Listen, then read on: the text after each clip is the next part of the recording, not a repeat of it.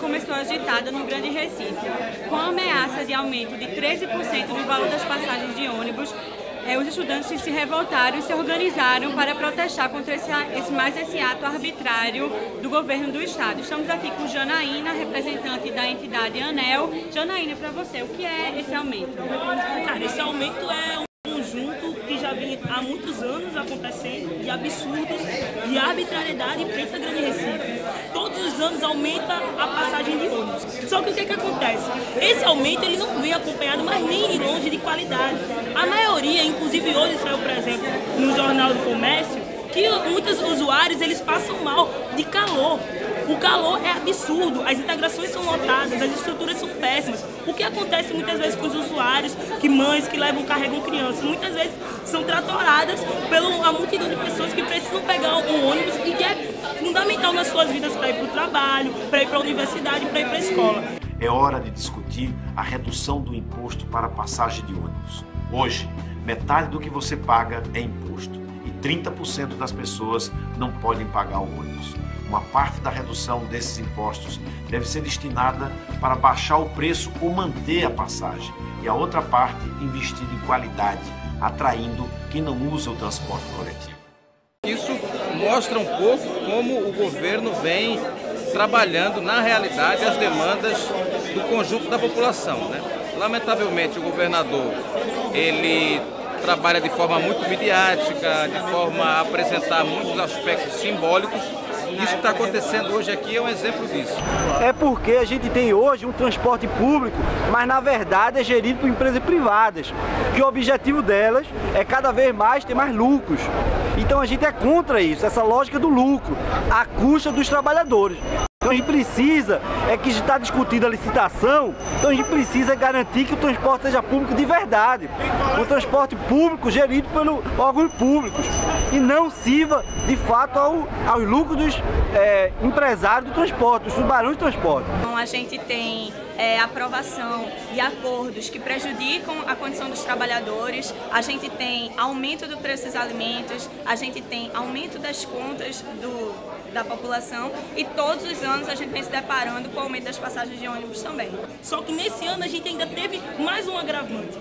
De repente, ontem, na manhã de ontem, aparece na capa dos jornais que vai acontecer um aumento de passagem. Não foi feito os outros anos, que era avisado com uma determinada antecedência, e inclusive acontecia uma mobilização conjunta dos estudantes para barrar o momento da reunião. É um absurdo você avisar com 24 horas que vai acontecer um aumento no outro dia a reunião. Isso não dá possibilidade nenhuma de democracia para a população protestar, para a população se expressar e mostrar se quer ou não o aumento. Mesmo assim, a gente conseguiu hoje promover um ato onde a gente está aqui com um número qualitativo de estudantes, de trabalhadores, que a gente entrou aqui na Grande Recife no sentido de ter assegurado o nosso lugar enquanto estudante, enquanto representante da sociedade civil, de estar colocando a nossa opinião e expondo o quão absurdo esse aumento significa para todos nós, né? Então a gente precisa cada vez mais garantir que um transporte público de qualidade e que possa ser acessível ao trabalhador. Esse aumento da passagem ele não pode ser visto pontualmente, ele precisa ser visto como um processo que vem se desenvolvendo. Já foi feita muita promessa, não só do governador, mas das empresas também.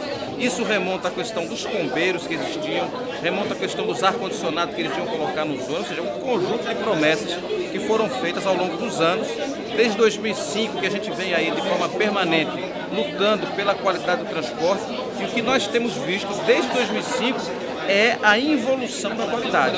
Isso que está acontecendo aqui é um protesto para que a gente possa expressar a nossa indignação. A gente não pode.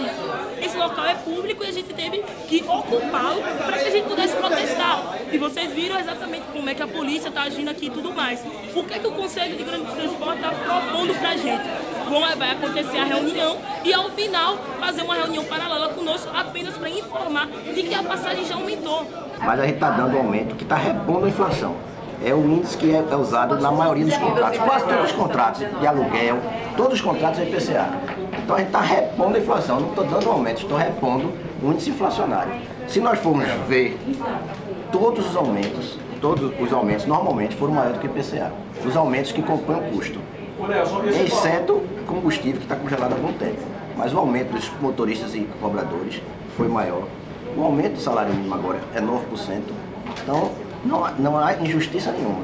Eu não estou dando um índice setorial, que poderia ser dado, como em alguns setores é dado. Esse índice setorial considera o quê? Considera, por exemplo, em Goiânia considera o setor, 50% de mão de obra, 25% de óleo, 10% eu acho de material rodante, pneu, e por aí vai. Aqui em Recife nós estamos usando o IPCA. O IPCA, se você entrar, é composto por itens de transporte, alimentação, os itens do consumidor amplo, educação, está lá, todos os itens. Então, a gente está usando um índice amplamente usado na sociedade toda e não um índice setorial. Vamos começar. A gente sabe que é uma defasagem. Quem sabe de onde vem a informação? Nós temos um dos melhores sistemas do Brasil. Nós temos o sistema estrutural integrado, em que uma pessoa pode sair na região metropolitana todinha, andando com 80% da população, pode andar a região metropolitana todinha com 2,25 a tarifa A. Mais 15% pode andar com a tarifa B, 3,25. Ou seja, toda a região metropolitana a pessoa pode andar com 3,25. Há uma defasagem, que defasagem? A nossa idade média hoje é 3,65. A média de qualidade fixada hoje foi renovar mais 200 ônibus, para ficarmos com a idade média de 3 anos e meio, uma das menores médias de idade do Brasil. Então essa defasagem, nós temos um sério problema, A gente tinha uma meta de renovação de frota no ano passado em 300 veículos. Foram renovados 461 veículos. Aí com isso a gente superou até a expectativa da nossa meta, que a gente tinha estipulado. Houve um aumento da fiscalização do consórcio mais intensa. O consórcio cresceu a fiscalização do consórcio e tem atuado, inclusive, na aplicação de penalidades com mais intensidade. Temos hoje, como o presidente colocou, uma das menores médias do Brasil em termos de frota. A frota nossa não deve a nenhum outro sistema. E a nossa tarifa, mesmo com o reajuste, continua sendo uma das menores das capitais.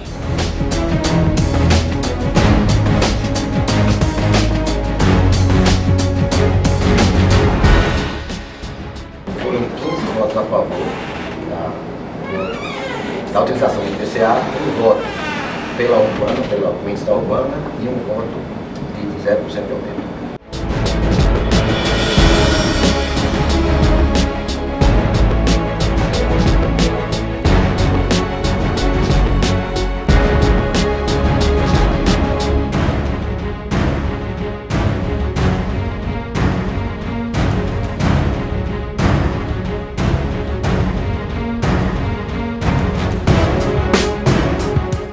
Dos 19 conselheiros, 18 estavam presentes.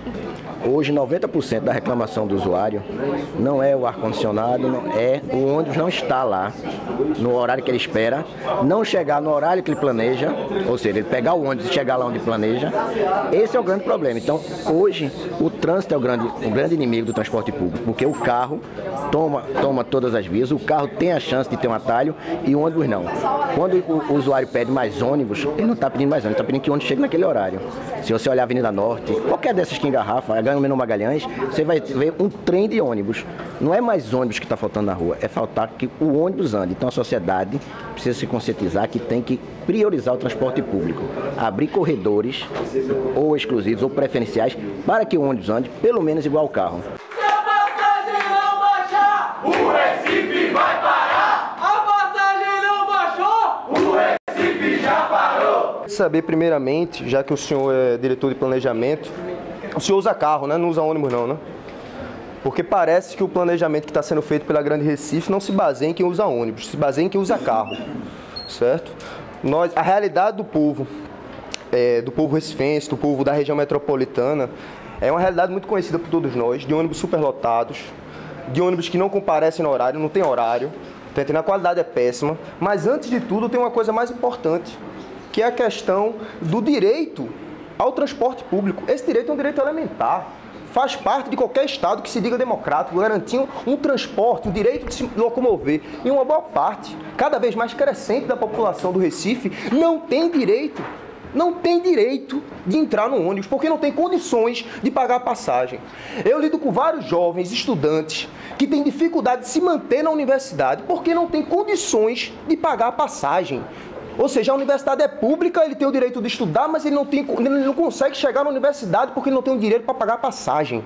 Eu quero saber se o planejamento que está sendo feito, eu pergunto ao senhor André, que está aqui representando a Grande Recife, se esse planejamento é feito pensando nessas pessoas.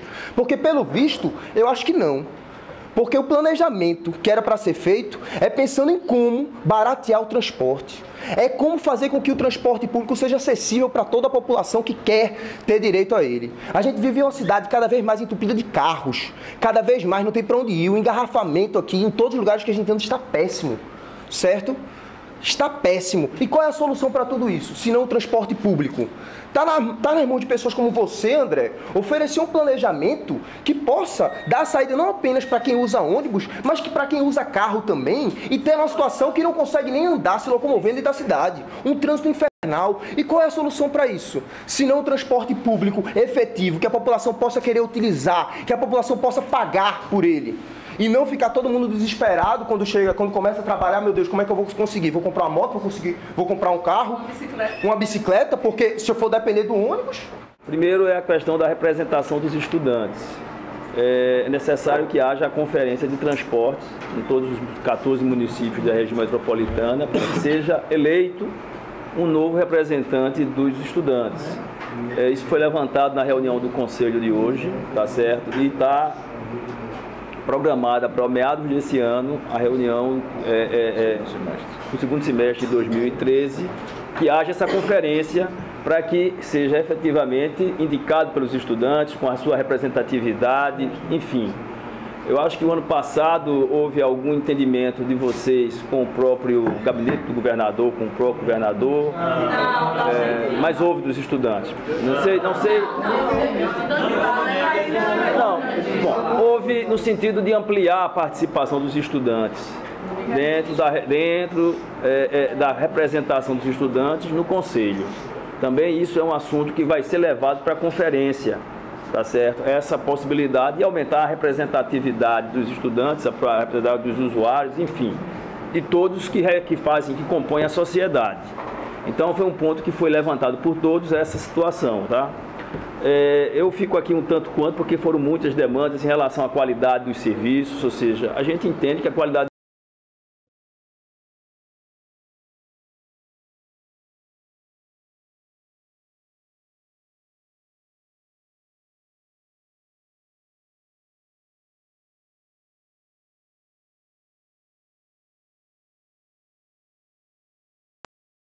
protestou, empresário é só caô. A passagem aumentou, o estudante protestou, empresário é só caô.